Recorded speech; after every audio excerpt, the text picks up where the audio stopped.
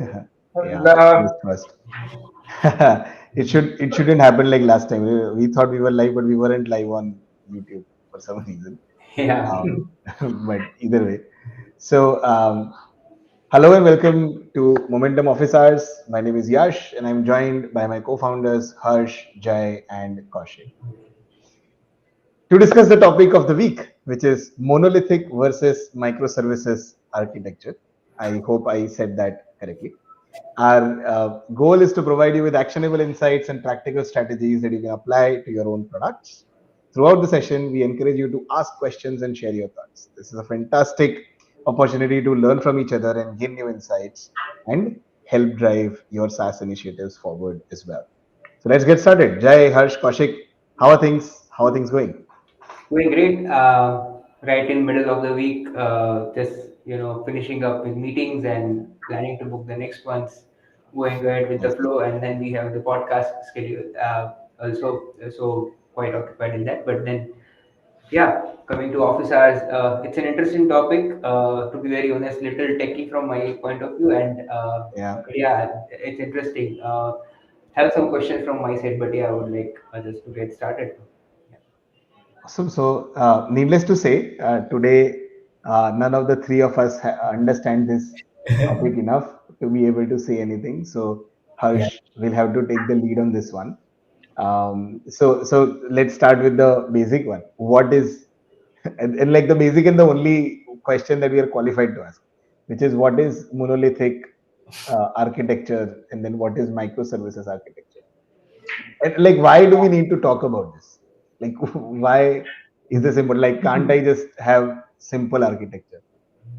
Yeah. So if you if you know architecture as a simple architecture, it is a monolithic architecture.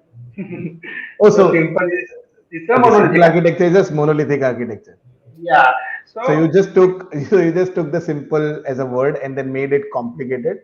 So not me. okay, got it. Yeah. So we can say if you want to build any product, okay, yeah, any web application. So there are different type of components, module functions, right? If we combine all these things in one product, then there is a we build one product, right? But in monolithic, all these components, functions, modules, right? They are interconnected with each other, and we can say they all are in only at one server, or we can say in one module. So all these modules or components are combined, and there is a one big module or component, and all things are only in one server. So this is known as a monolithic, where they are interconnected with each other. Where in microservice, all these components are independent with each other, and they are working very differently with each other. And they if they want to communicate with each other, then we can say there is an API or gRPC, right? So in this way, they do communicate with each other. So we can say, I will give an example so you can get better understanding. So like we can take example. We have Amazon, right? Amazon e-commerce website where they have search, they have a listing of all the products, right? They have a search where you can search like Apple 14 Pro or what other things you want to buy, right? Once you decide that these things I want to buy, right, and you can click on the add to cart. Right? There Correct. is a invent. So first section is where there is a inventory management, right? Then once you add to cart, so there is once you add to cart and then when you buy it, so this is known as the invoice management, where Okay. shipping management is. So all these is a small component, and where all these components are interconnected. So when I say interconnected, so what is the meaning of interconnected? So in this way, all these things have the same code base. Okay, they have same tech stack. Okay, they have one repository for all these things, right?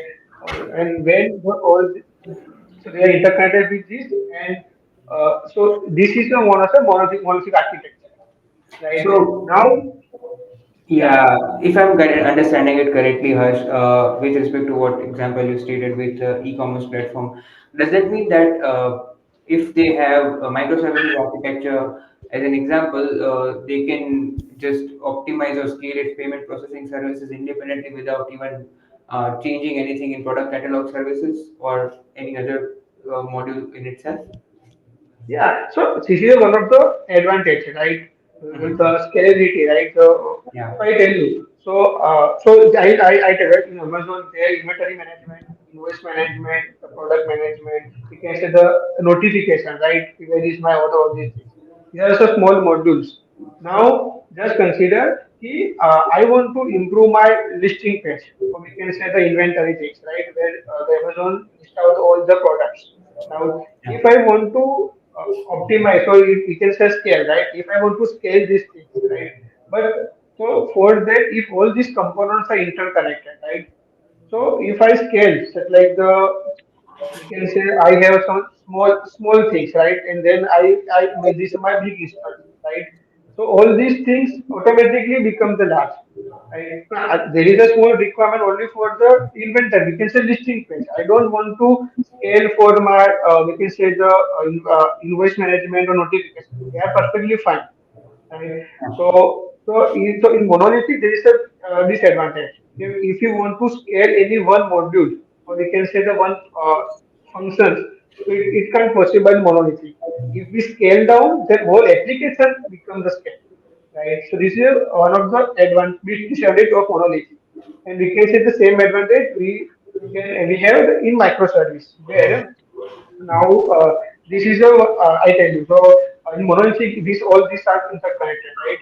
In microservice, what we can do, we divide these components or modules in the different. We can say the category where they have different tech stack, they have different on database, they have different servers.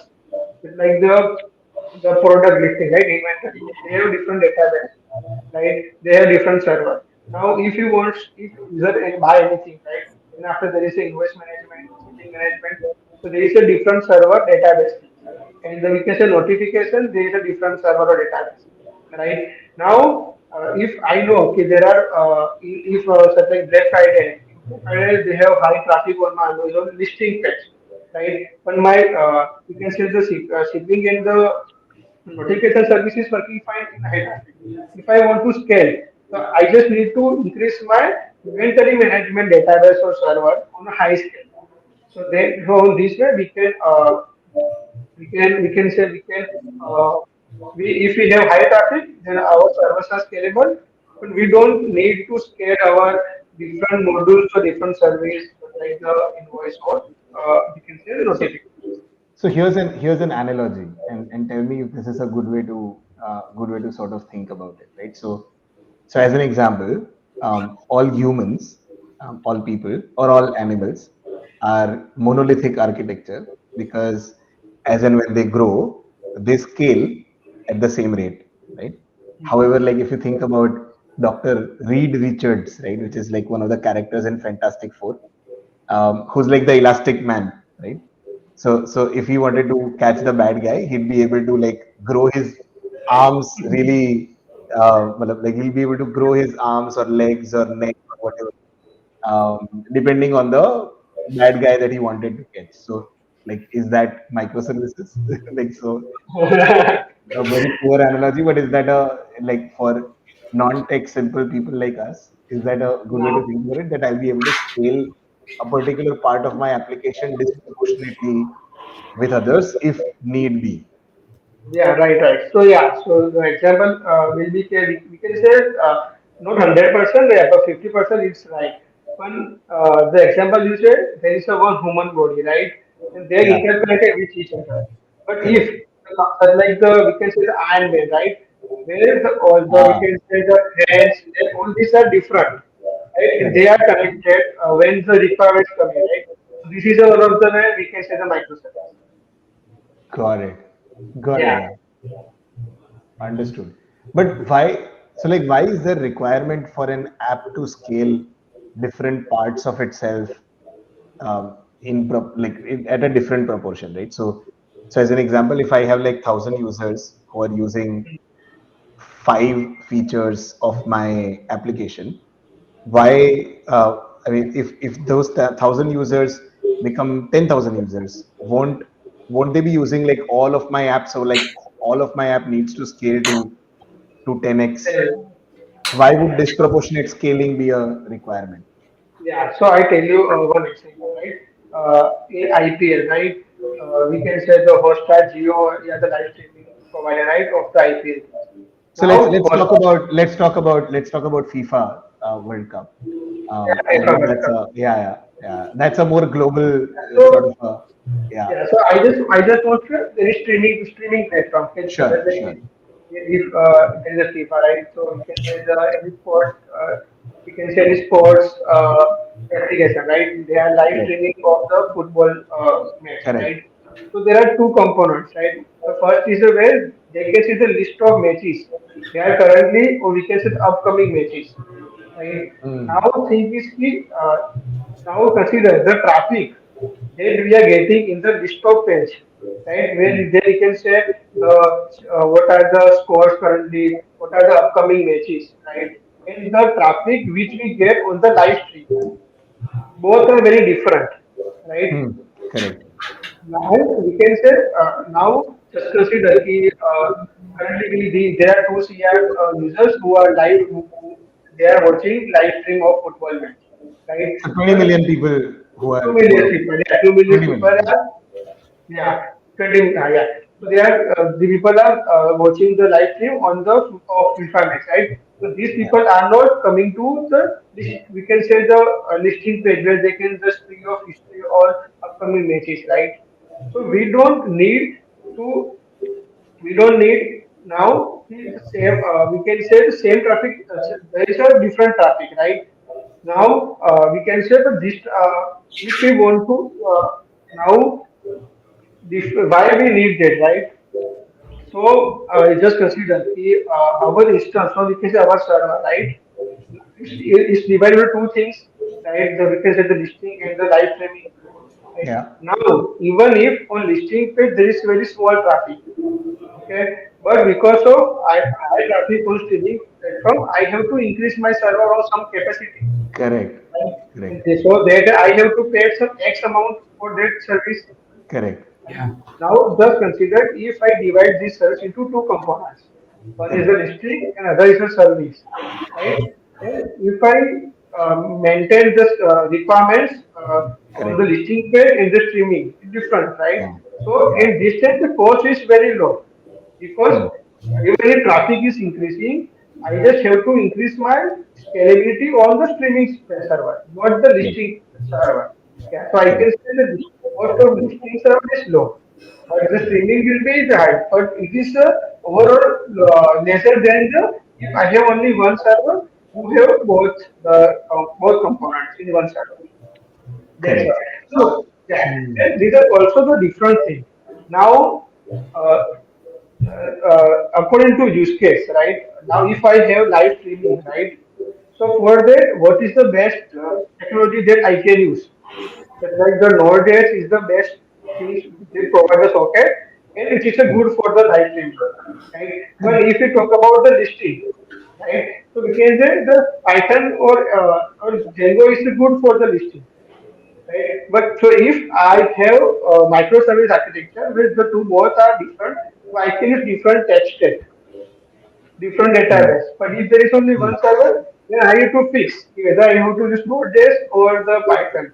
So according to my use case or the features, if I want to change my tech stack or database, then it can only possible with microservice architecture. Hmm. Yeah. So here's another like so I'm given that I'm a mechanical engineer, I sort of try and find analogies in that space to understand it a little better. So this is like a classic challenge with assembly lines as well, right? So as an example, let's say if there's an assembly line to assemble an iPhone, if it takes 2 minutes to put on the camera, but 5 minutes to put on the chip, then what you'd want to do is you'd want to have two stations that are putting in the chip and one station that is putting in the camera, and then that's just diverting the traffic, right? So like in a way, and then you can essentially make sure that there are no bottlenecks, and that you don't have to you can scale one component fairly independently than the other component as well. And at times when there are peak traffics or or at times when in a very short amount of time a large number of people are going to be joining in, still be able to manage that. Then, like the next question that I have that I want to understand from you is that I'm assuming that when most people start to build their product, they start by building it as monolithic because Monolithic, it's right? simple. At what point do you consider, like, at what metric needs to happen, what event needs to happen that should trigger the change of going from monolithic to a microservices architecture? Yeah. So we can say there are mainly four categories, right? That according to that category, we can decide whether now is time to move from monolithic to microservice architecture, right? So first is the scalability. Okay. So if I want to start any product, right? So obviously I start from the monolithic architecture, and we can say starting we have 1,000 users that are using our platform, right? And now we can say that at that time my CPU was around, we can say there are only two RAM GB, right? Two RAM, Hmm. right? Hmm. That are handled by 1,000 users. Okay. Now once the product grow, right, and the traffic will be, I said, like from thousands to, we can say that currently we have millions of users, right? They are currently using the platform. So for that, if I want my product is stable, right? So I have to increase my server. There are Correct. 2 GB, I can say the 4 GB, right? Correct. Now again the traffic will be high, and I have to increase 4 to 6, right? 4 to 6 to 8. So there is, so once you increase this server, right? So in case of there is a horizontal scaling, right? So two Correct. to four, 4 to 6, 6 to 8, right? But it will have very high costing. Once you know, this is my some limit of cost, I cannot go above this cost, right? So this is a one type of problem. Now this is a cost. Now I have to divide in such a way that cost will be decreased, Correct. because once product will go, right. So it's not like we have 10 modules, right, and all these 10 modules have the same traffic. They all have the Hmm. same users, right. There are some of two or things that are very important for product. The mostly users are using that, yeah, some of the service. Then for the service we have a high cost, right? So in this way, if we move one of the two services from the main components, so in this way we can divide our models into two or three services. And one Correct. by one, we have to identify which service is uh, best to move out from the monolithic, whether it is costly or not, right? Hmm. So first is the reliability, scalability. Once we know that this is a high level which we can go, right? Second thing is the flexibility. Now, is that if we start a policy, right? So we have to decide one tech stack, right? Such like we have Node.js or Python or whatever. Now, such like we have any new feature is coming, right? Such like we have sent the proposal, right? Where we have real time editing, where we allow multiple users, right? Now we know, okay, if we want to implement this, then this is a tech stack which is the best for that, right? I can't use the same tech stack because they don't have a good capability to handle this type of traffic, right? Correct. So if we know if we have these type of features and we know this tech stack for database, okay, this is the best for use case. At that time, we have to move from monolithic to microservice architecture, right? So second is the flexibility, right? Third is the maintainability. So we can say we have 10 people in my team. Okay, we can say, Hmm. and everyone is have their own modules, right?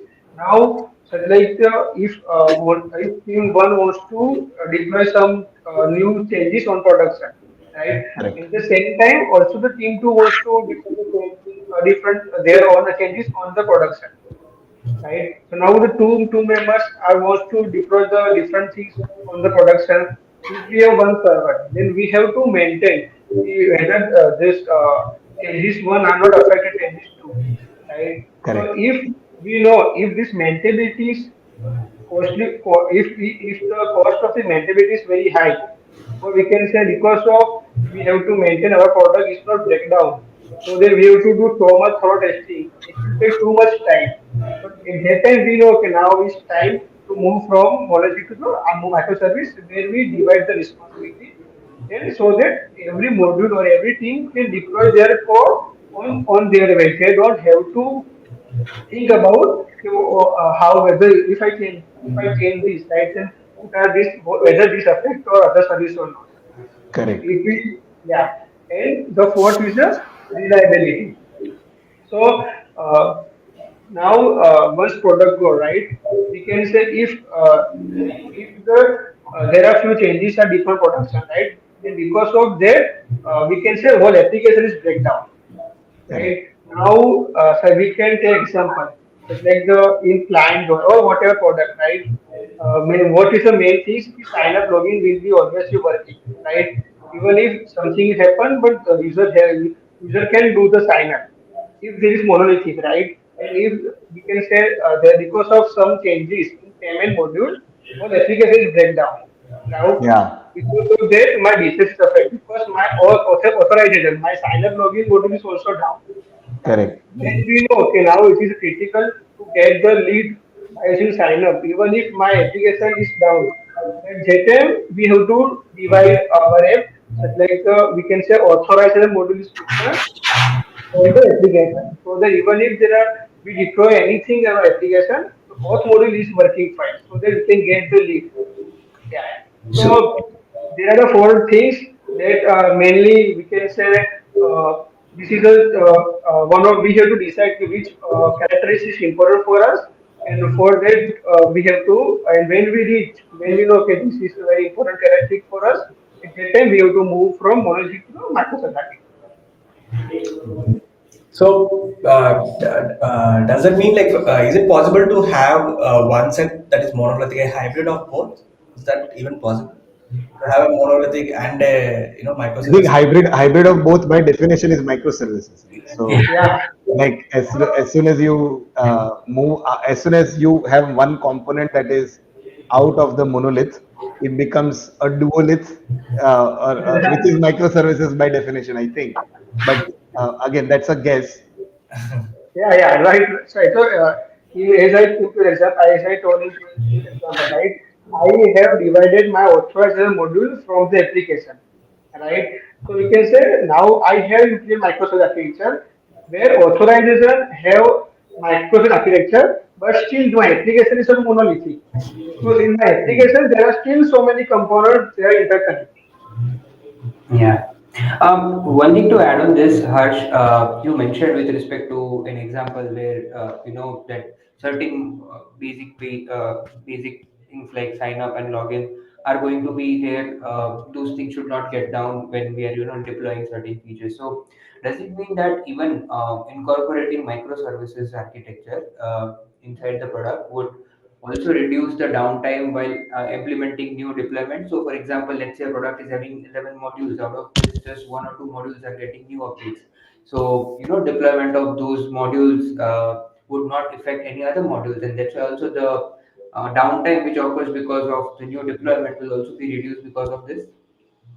Yeah, so we can it somehow it will impact, but will not that much impact because the deployment timing, right, is not that much depend on the microservice.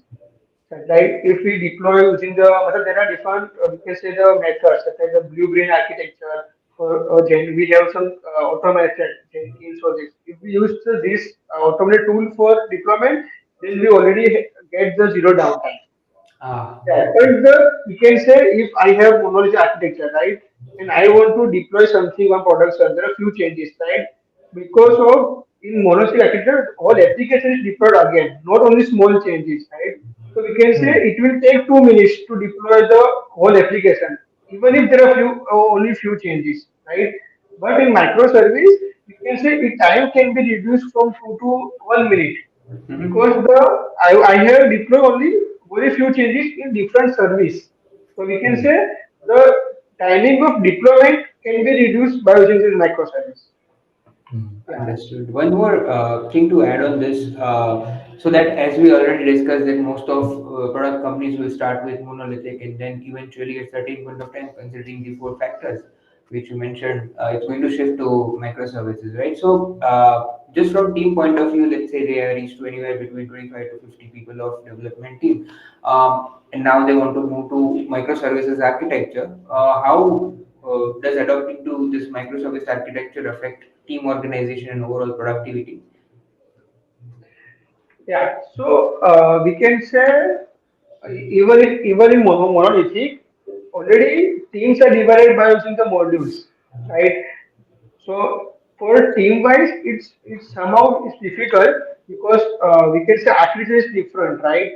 But once we decide the monolithic to Athletic microservice, then if tech stack will be changed, right? Then Yeah, it is difficult for team to learn the new language and other things. Yeah, and still, even if we move from microservice, right? Then we have to use so many other services, right? Just like the currently, if they're monolithic, right? If they want to send the data from one module to another module, right? There is a simple function calling, right? yeah, But once we divide the microservice, right? Then after there are two different components. If they want to interact with each other, then they have some API, right? When they can transfer the data. So team has to build this API, yeah. even if, yeah, so in this way, yeah, we can say the team has to learn, not learn, but team have to develop or do so many changes to move from mono to microservices. Understood. And so typically, how long does it take to move from monolithic to microservice architecture? And who does that? Like in a team that has full stack engineers, front end engineers, DevOps people, um, product managers, project managers. I'm assuming product and project managers don't do that, but like who does that activity? Yeah, so we can say if once we decide, right, if now we want to we move to microservice, right? So we can say first solution architecture is one. We can create the architecture. See, which are the services that can be moved, right? It's not like if there are 10 services, let's move 10 services. Let's uh, let's convert all these services to one time, right? So what are the we can say what are the less impact services, right? Because if we want to move, right, then it is also one type of we can say uh, okay, we can say we are doing testing, right? Whether it is moving from mono to microservice architecture, right? And for this particular service, whether the architecture which we are following is correct or not, right? Because in microservice there are in Microsoft also we have different services. It's like whether there is only server or we can say serverless architecture what whether we have to use Lambda for the API calling or not, right? So we don't know. So mostly what we can what we follow is what are the less important service in our product. We have to identify this service, and then after how we can move this move this service from our main code base, and when we want to move, right, at that time we have to think in future which tech stack we want to use, right, which database we want to use, because in previously possible, yeah, we are using the relation database MySQL, right? But now because of so many changes, it's good to move from MySQL to the NoSQL, right? So this type of decisions has to be taken when we move from microservice, right? Sounds like a long and a collaborative exercise that is not going to yield us to build new features. So, No, but so one thing that I found very exciting, I mean, I found very interesting based on what Harsh mentioned was that each module, based on what is the most efficient tech stack for it, you take that and you implement that. And Yeah, that also wouldn't it bring? That is a great part that I found. Where the layer of complexity that comes up is that wouldn't each tech stack have its own set of ways to deal with it? For example, debugging will be very different from one tech stack to other tech stack. So how do you manage this complexity level when it comes to this? So, best way is to hire the best one. So hire people who have done this before, and that's I think a Yeah, good way to to think yeah, about we it. can say, yeah. And other thing is always each language, each tech stack have their own pros and cons, right? So that's why it's not like when we decide, right? We want to we can decide, okay, now I want to convert this module to microservice, right? So there must be some reason, right? So there is some problems which I am facing. That's why I want to move, right? Such like you can say, because of high traffic, my chat is not working fine. Right? This is one problem. Correct. Now, how I fix that? What are the Correct. best technology that I can use I can use to fix that? Now, then Correct. after I decide the Python, Node, these are the languages available. Now, what is the best things I can decide?